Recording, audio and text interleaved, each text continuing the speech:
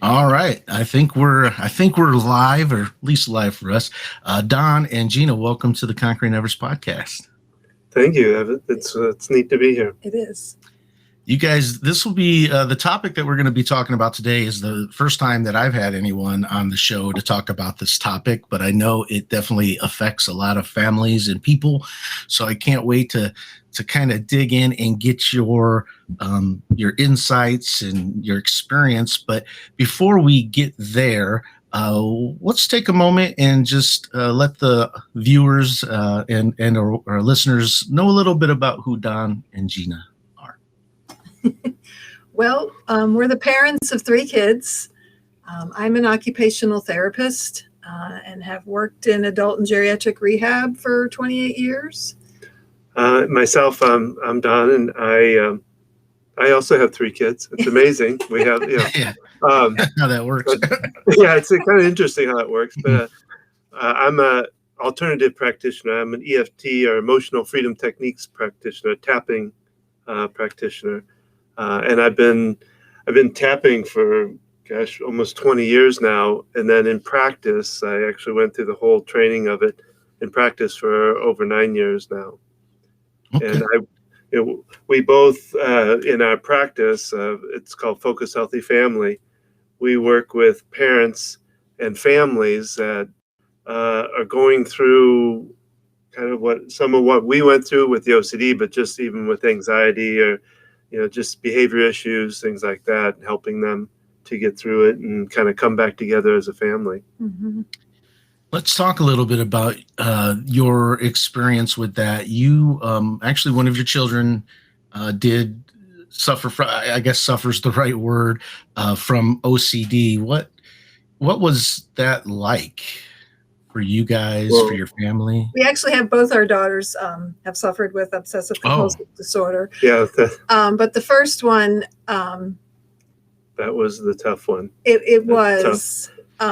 She was 8 years old when these little weird symptoms, which we didn't realize what was going on, kind of snowballed into this mess of fear and Anxiety, anger, yeah. and pretty much her personality changed almost overnight. She was this easy, carefree kid. Her brother was kind of the rigid, regimented kid. I had a friend who, she was over washing her hands for probably a good year before the severe onset. And a friend who has OCD said, this could be OCD. And I remember thinking, no, Harrison's the organized, the rigid one. It's kind of that stereotype that's out there that OCD means you want things neat, you're organized, you're anal, which is not really what the disorder is. And we found that out, unfortunately, the hard way. Very hard way. In fact, we just did a podcast where we talked about this, and we talked about one of the nights that I remembered especially, where it really kind of, I guess, took off, where, and it was a typical Saturday night. And my daughter had a friend over for a sleepover. Her friend had been there for about half the day, I guess.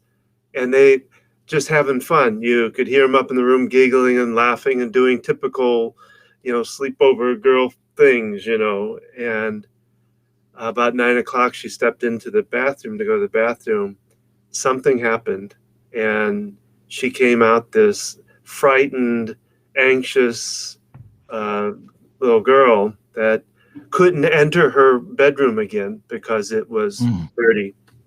And I use those in quotation marks because if you know our house, especially now we have 2 dogs and 3 cats, even though we didn't really have that then, but it was a typical house. It was dirty.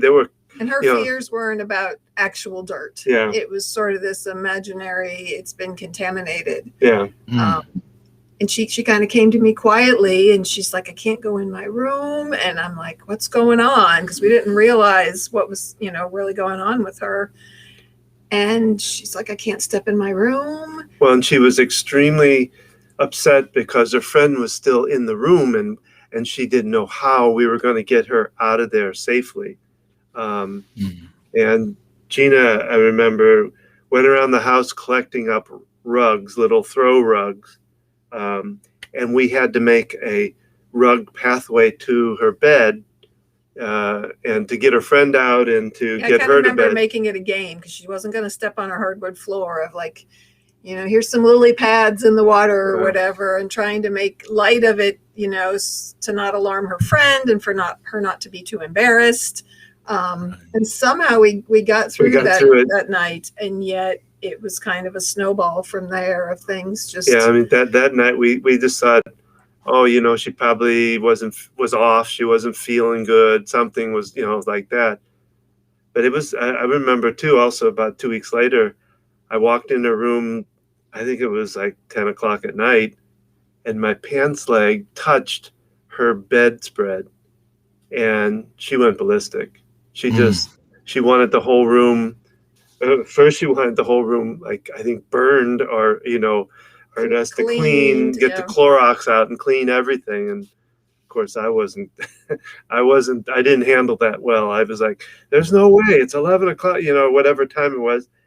And it led into about a 4-hour battle, where she went into our bathroom and washed her hands for hours and made just a total mess of flooded the bathroom, soap, and tore things and did all kinds of stuff. She was just rampaging. In those early days, we knew she was over cleaning and washing and felt like things were dirty or contaminated, but we didn't really understand why. She wasn't talking a lot about, the reasons and what was going on behind things. And so we kind of, and night times were really tough. She would resist sleep, and anyone who's got anxiety issues at night, it just ruminates in her brain. And with obsessive compulsive disorder, there's obsessive thoughts. And so it just ramps up at night. You're laying there, it's dark, it's quiet, your mind's not busy with other things.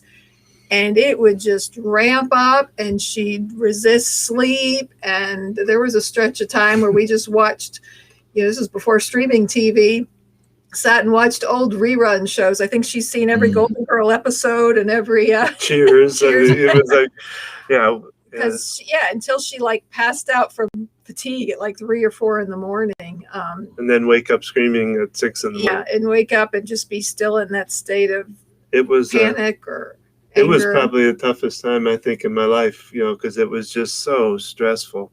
And her younger sister was a year old at the time, and her older brother was 12, and her rage got such that she didn't want him doing things, her older brother, and it affected their relationship, and he kind of had to fend for himself. All our attention was going to help her figuring out what was going on, as we started to look for help and resources for her. And it was and she took it out a lot on me too. It seemed like I was a kind of a target for her to tear, to even physically to swinging at you, hitting at you. Yeah. So now, when that manifested with her, did you guys realize that it was OCD pretty quickly, or was that kind of a foreign topic for you? You're like, what's going on? I don't understand. Well, my friend had suggested it when she was about 7. And as an occupational therapist, I did have training in mental health. So understanding of the basic disorders and things. And so when it got that bad, I realized that's probably what it was, from that background, I believe, that I had, and from talking with my friend. We weren't quick to label it, though. I didn't want to label her. I wanted to try all kinds of alternative things, change her diet to get some help for her. And in the long run, I realized that was a disservice to her, that because someone with OCD, they realize that these compulsions that they have don't make sense. And yet their brain is stuck on this loop that they have to do these behaviors, these compulsions, or something bad is going to happen.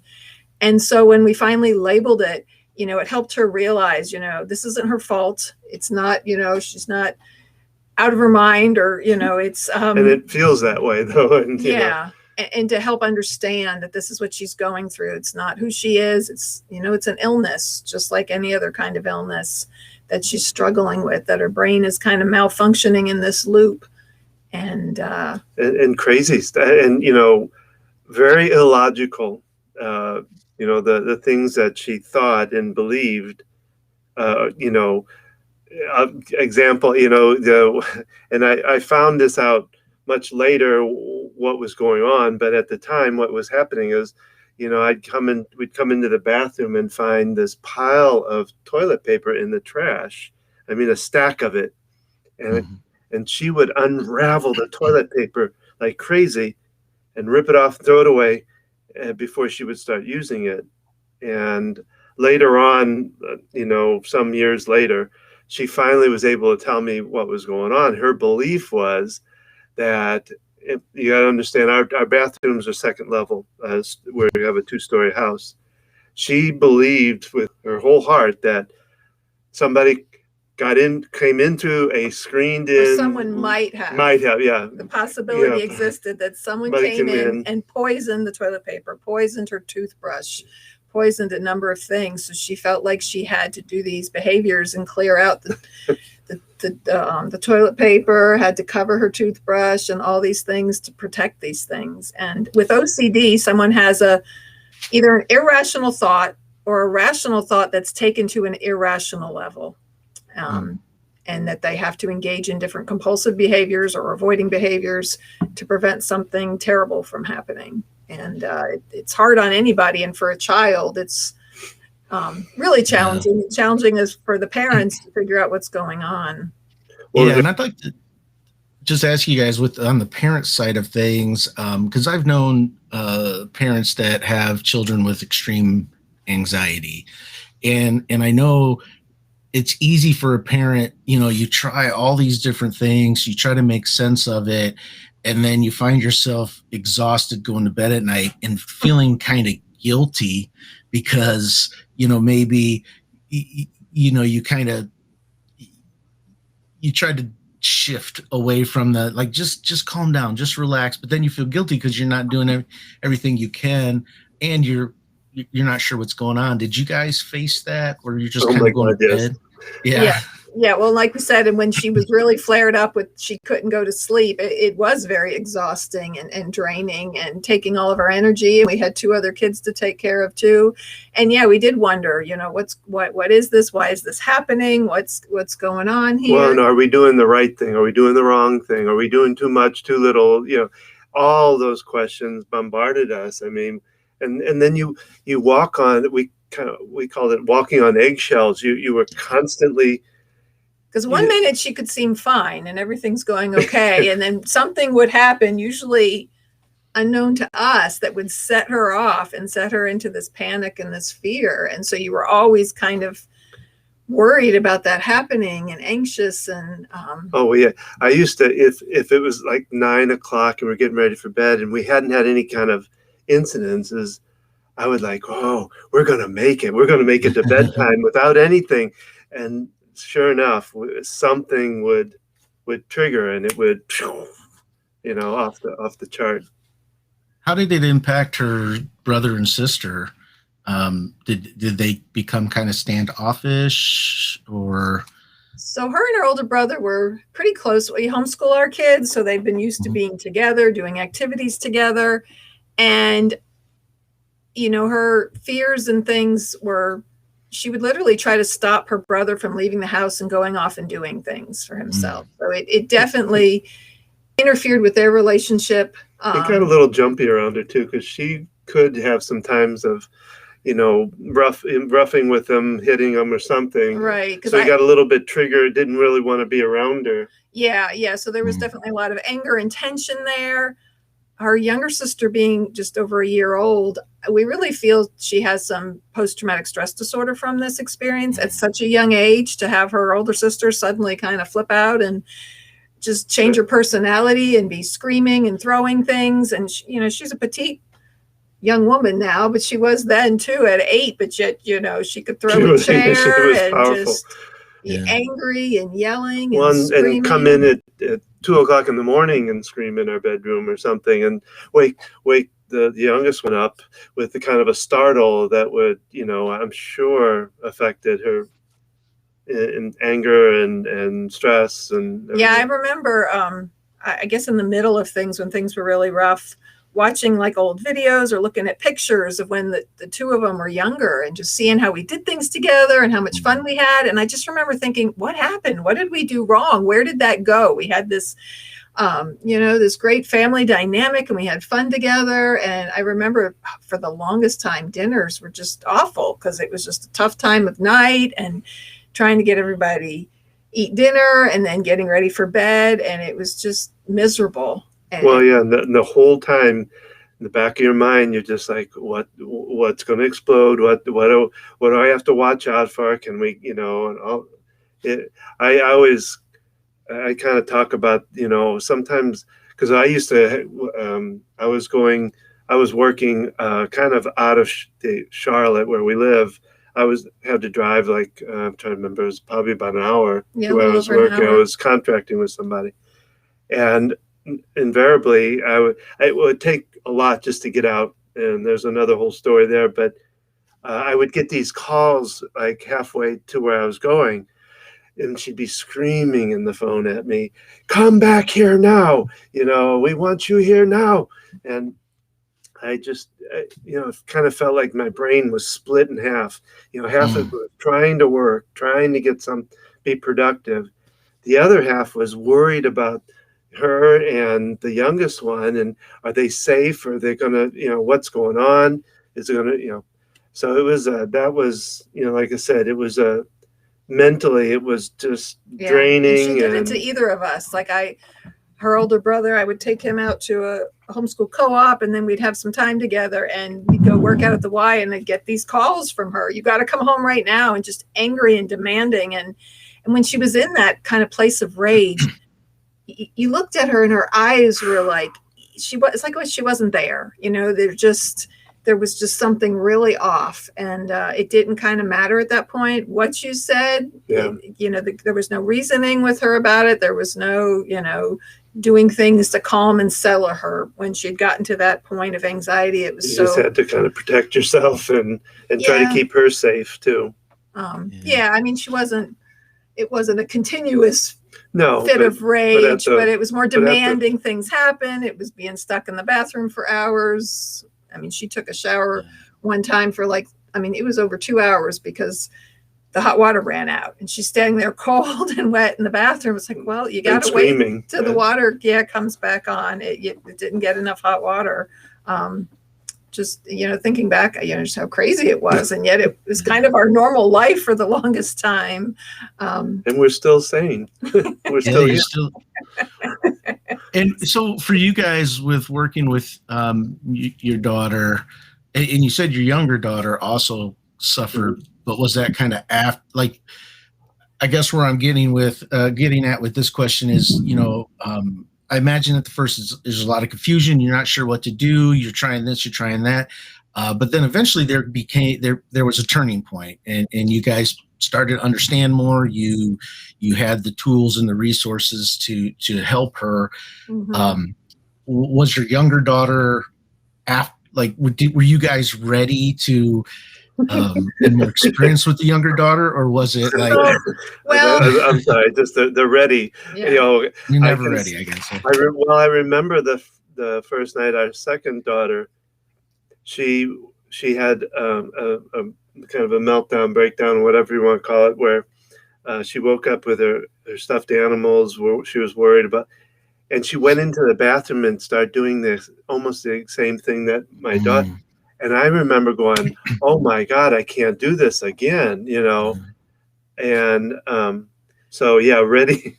Yeah. Well, we had found a great therapist for our older daughter from the International OCD Foundation. That's a great resource. They have a website, iocdf.org. Found a therapist locally that took our insurance, that specialized in OCD, which is what you really need when dealing with that, and had been going to her. And it was usually me taking her. And so our youngest was there with us. And I mean, probably by age 2, we were seeing things in the younger child. And I remember talking with the therapist because it was kind of like, is she just copying her sister or is this really OCD? And, with a young child, it's hard to know. She grew up with this in the house, and is this just copying behavior? And we wondered for a long time. And she had some other symptoms that I've looked up and were typical of OCD with real young children. And, you'd think, after going through it with her, and one thing I realized was I wish we had gotten help sooner when she was showing these weird fears and other behaviors the whole year before. Getting help sooner is better before it gets to the extreme point. There's mild and moderate forms of OCD. It doesn't have to be severe. And we'll never know whether that would have made a difference. But I always thought with the younger child, okay, we're going to get help early. And we started reaching out to people, and she started going to the same therapists. And well, we kind of thought, we know what to do now. By that time, we had done a lot of research, a lot of learning. We were not yet working with other families. But the problem with it was, though, that OCD is one that shows itself in so many different formats, I guess you'd say. It might be a way. I mean, all basically the same principle. It's the obsessive thoughts and the compulsions that they try to follow. But with our second one, I can remember going, oh well, we know the tools. We know how to we can just start working with the tools right away, and we should be able to, my way was saying nip it in the bud now, but. Right. But it showed itself in such a different way. Yeah. And I don't want to go into what that way was, but it was a very personal way. But it was different than what my daughter went through. So shaping what we learned, the tools, it's still, we're still trying to, having some issues with it and trying to work with it. But we had to reshape those tools differently to fit a different type of, a way of showing it. Well, and, different personalities, mm-hmm. You can't parent every child the same way because they're different. They have different strengths and weaknesses. And like with the OCD and any anxiety disorder, it manifests differently, even if it looks similar at times. And so, despite our knowledge and having been through this, now we don't want a third time, so we're learning good. We're done with learning. No. And getting the help is challenging. There are resources and things out there because one cause of OCD is pediatric autoimmune dysfunction can trigger OCD. There's a great clinic here in Charlotte for it, but it's completely out of pocket. So the expense is just the average person can't afford it. Well, it's $1,000 for the initial visit just an alone. Initial consultation.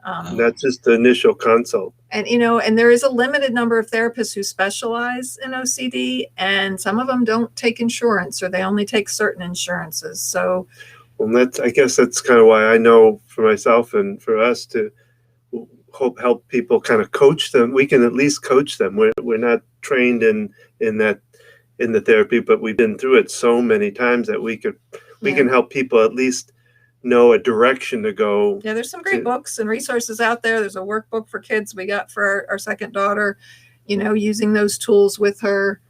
It can be isolating to, figure out what this is. We took her to professionals to be assessed. We took her from a pretty young age. I took her to a psychologist when she was 5, the younger one.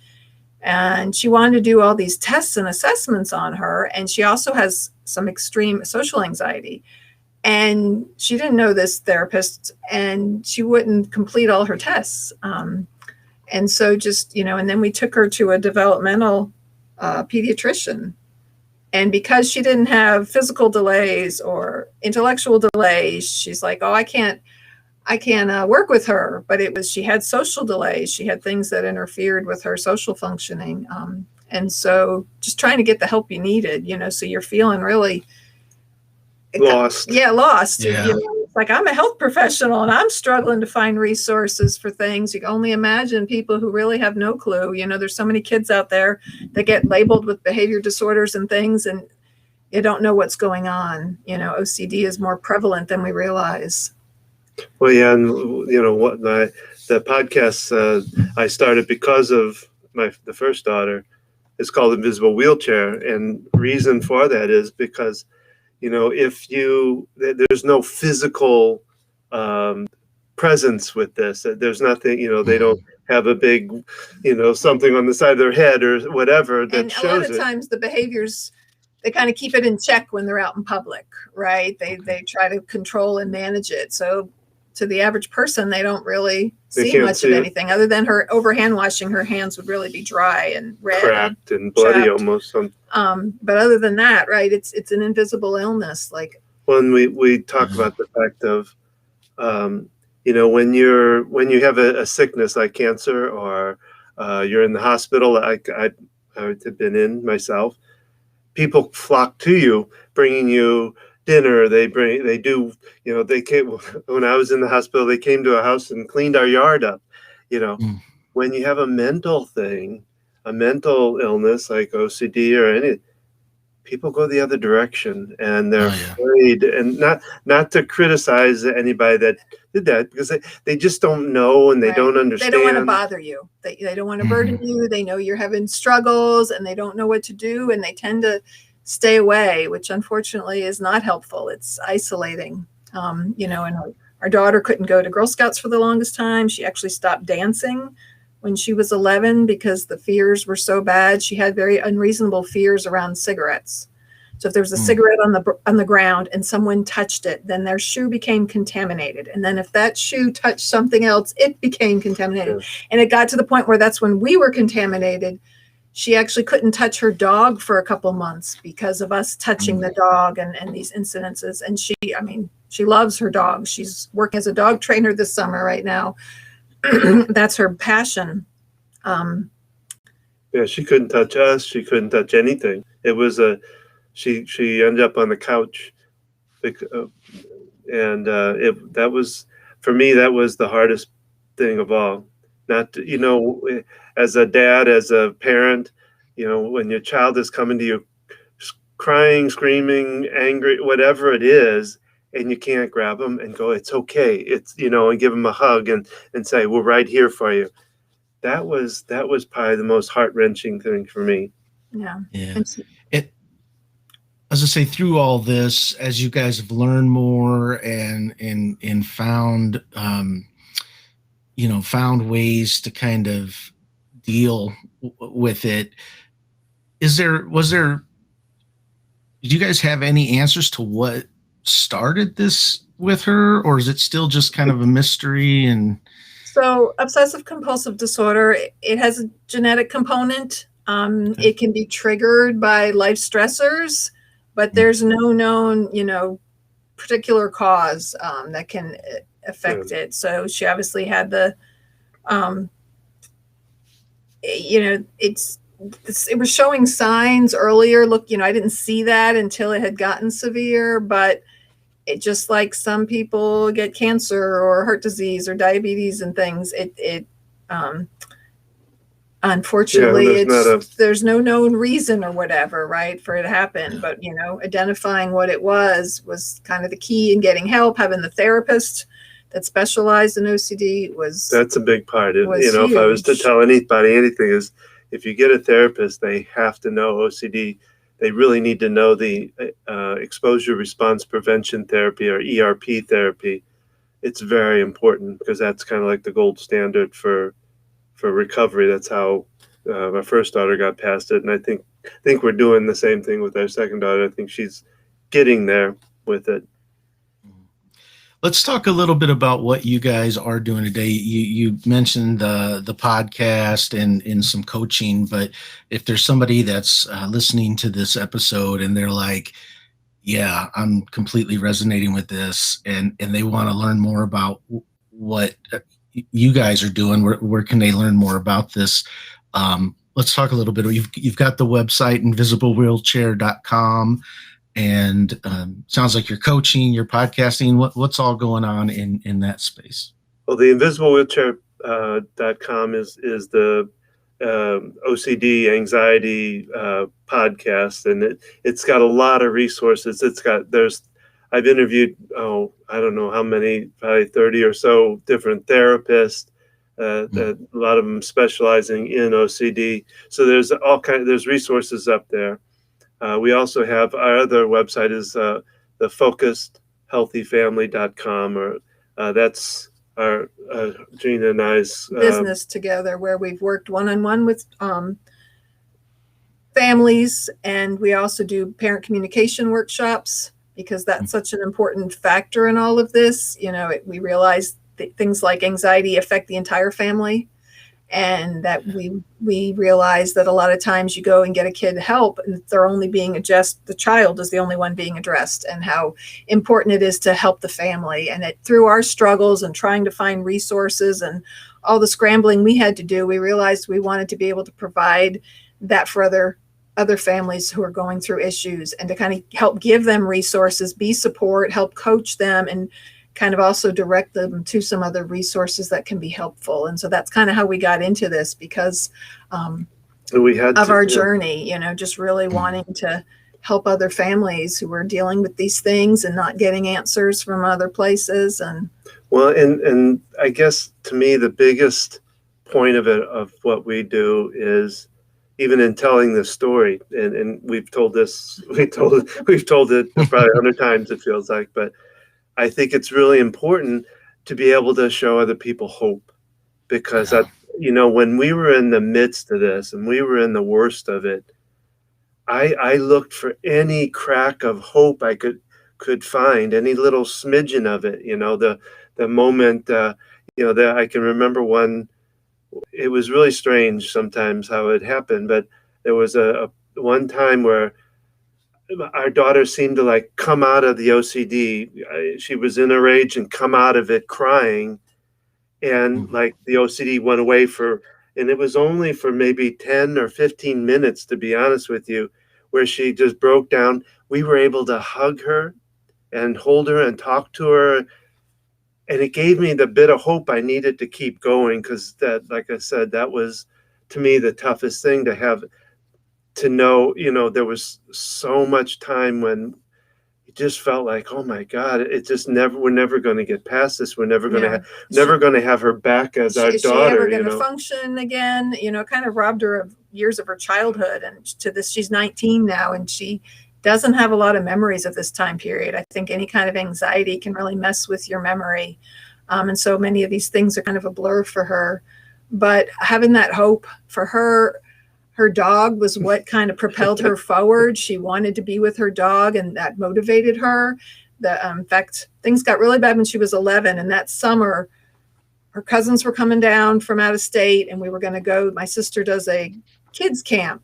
She has a dog training business, and so she does this week-long camp for kids, learning all about dogs and different businesses and things that incorporate dogs. And so she wanted to do that, so that gave her motivation to do that. So finding knowing what their interests are can make a big difference, and having something to look forward to. Yeah. And we tell the worst part of the story, but to know that she did a lot of hard work in therapy. We did diet changes, and we had to use medication, and we've done all kinds of things to get her the help. And she's thriving. I mean, OCD is not really a curable kind of disorder, but it is a manageable one. And that's another message we try to get out to people, is that, it seems it's rough, but like I said, she's managing her life right now. She's living a fairly normal life, but she still has some issues with things. She still has, I kind of call it, little quirky kind of things and stuff that certain things she avoids and fears. She still doesn't, cigarette butts on the ground are still difficult for her, and she avoids them. But she's living a life. She is. She's actually working this summer as a dog trainer, living with a friend 3 hours away from home, and functioning and driving. You would have asked us 10 years ago if we would have never imagined that, because it just didn't seem like that was going to be a possible thing. So right. And you talked about just looking for hope, and I think so many of us that deal with mental health issues, I had my battles with depression, and I was the same way. Every day I would wake up and I just wanted a sliver of hope, like you said, just something to let me know that this is going to be okay, and that I'm not alone, especially in this. So for you guys as a couple, do you find that it's strengthened your relationship as you've gone through this? Because I imagine there was probably some difficult times. Oh my gosh, yes. I mean, we've kind of co-parented throughout the years. Don started his own business, and I work part-time, and we've kind of juggled our schedules. So we've both been very involved with our kids. We went through And because tough we stuff, going yeah. through all this, we kind of had to do a lot of tag teaming, especially the years where things were flared up. I'd come home from work and he'd fill me in on what had happened, and then he'd go off to do what he had to do. And so, yeah, communication was key, in communicating with it. So, and, it's brought us together doing this as a business. We've just about 3 years now, we've been doing this together, working with families. So it has, because it can tear people apart. And there were times when because one of the things you have with any couple parents, I see it a lot, is one believes they know the route, the other one believes they know the route to healing, or one believes and knows and understands what's going on with the child, what mentally is going on with the child, and the other parent just doesn't believe it, just doesn't think. She thinks they're fake. A lot of times it's the dad. I don't mean to be prejudiced, Right. but they just don't believe, because a lot of times these kids that are dealing with these disorders, whether it's OCD or an anxiety of any sort, they're very intelligent kids. And the one parent a lot of times will think, well, they're smart, they should be able to get through this, So you have that kind of dynamic happening. That's what can split somebody apart. And I don't think we've ever, there's times when she's thought we knew the better way, and things, but we always found a way to get to an agreement or a way to do it. And I counted on Gina a lot because of her. She's in the medical field, I guess you'd say, or that. Yeah. And even though I didn't work specifically in mental health, that crosses the board of all kinds of illnesses anyhow. So I had a little bit of knowledge and experience in my training in school from that. So the other big part is she had the mother's heart. That was the thing that led us, was her heart. She was the one that brought compassion into it, that didn't allow me to be too military, and that was what was really cool about it, is she guided from there instead of from here. And we helped each other whenever, even now with our youngest, if we're just drained and exhausted, we're like, Tag, you're it. I can't do this tonight. I need you to take care of it. And so we helped each other out. There were times when we didn't agree and we were frustrated with each other. I mean, we didn't have a lot of time for each other, as far as doing things together as a couple for a long time. I remember, gosh, I don't know how long ago this was, when we finally ate dinner and we had time to do something afterward. The house was quiet, or something. And our youngest was old enough to be busy, and it's like, oh my gosh, this is what an evening looks like, because we had so many years we didn't have that opportunity. What's going to happen? The shoe. The other was the waiting for the other shoe to drop. Yeah. Well, you guys are definitely an inspiration, I think, because I know so many parents that their children have, whether it's depression or anxiety or any other type of, medical or mental health related issue. And it could definitely I've seen it drive wedges in families and kind of splinter to families. So to know that you guys were able to, stay strong and get through this together and kind of balance each other out I think it's going to be, it's an inspiration to me. And I imagine, and I'm, and I haven't gone through what you've gone through, and it's still inspiring to me. So if we've kind of shared some links, but if somebody wants to get a hold of you, let's go ahead and let them know the websites again and social media. I see you have some social media links on at least on the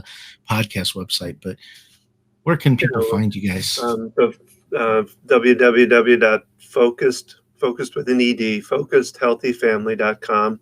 And like I said, the invisiblewheelchair.com. And we have Focused Healthy Family Facebook page. In fact, what we've been doing lately is some based on the communication workshop. That's a 6-week workshop that we're due, and we're going to be doing again in the fall. We've been doing 20, 30-minute free introductory workshops on our Facebook page, doing Facebook Lives to give people an idea of what is involved in the communication workshop, doing some role play and some examples from that. So we have that going on. Yeah. And our website's got more information about contacting us. It's got other links and resources, especially to OCD resources and anxiety, just